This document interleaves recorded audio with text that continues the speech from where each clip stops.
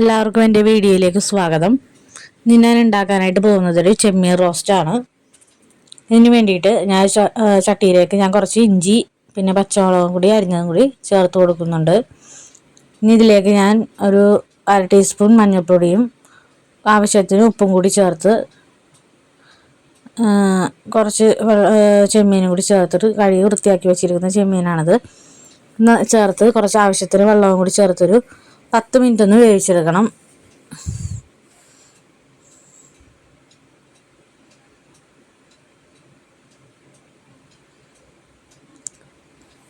നമുക്ക് 10 മിനിറ്റ് ഒന്ന് വേവിച്ചിട്ട് മാറ്റി വെക്കാവുന്നതാണ്.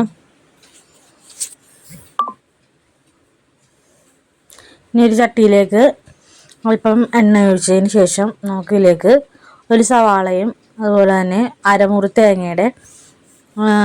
തേങ്ങ കൊത്തിയരിഞ്ഞേക്കുന്നതാണ് ഇതും കൂടി ചേർത്ത് ആവശ്യത്തിന് കറിവേപ്പിലയും കൂടി ചേർത്ത് നന്നായിട്ടൊന്ന് വഴറ്റി കൊടുക്കുക.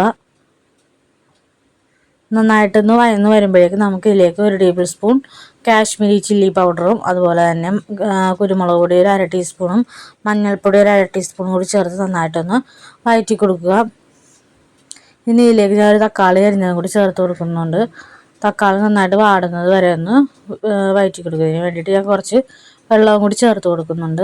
ഇതൊന്ന് മൂടി വെച്ച് വേവിച്ചെടുക്കാവുന്നതാണ്.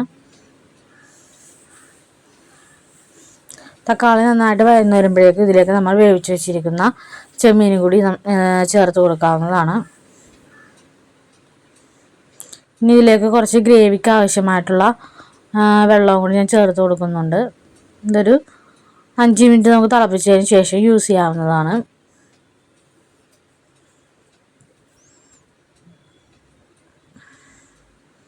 ഒന്ന് മൂടി വെച്ചൊന്ന് 5 മിനിറ്റ് വേവിച്ചെടുക്കാം. നമ്മുടെ കറിയൊക്കെ ഇവിടെ നന്നായിട്ട് റെഡി ആയിട്ടുണ്ട്. കറി നല്ല തിക്ക് ഗ്രേവിയിലായിട്ട് കിട്ടിയിട്ടുണ്ട്. എൻ്റെ വീഡിയോ ഇഷ്ടപ്പെട്ടാൽ എല്ലാവരും സബ്സ്ക്രൈബ് ചെയ്യാൻ മറക്കരുത്. മറ്റൊരു വീഡിയോയിൽ കാണുന്നത് വരേക്കും ഗുഡ് ബൈ.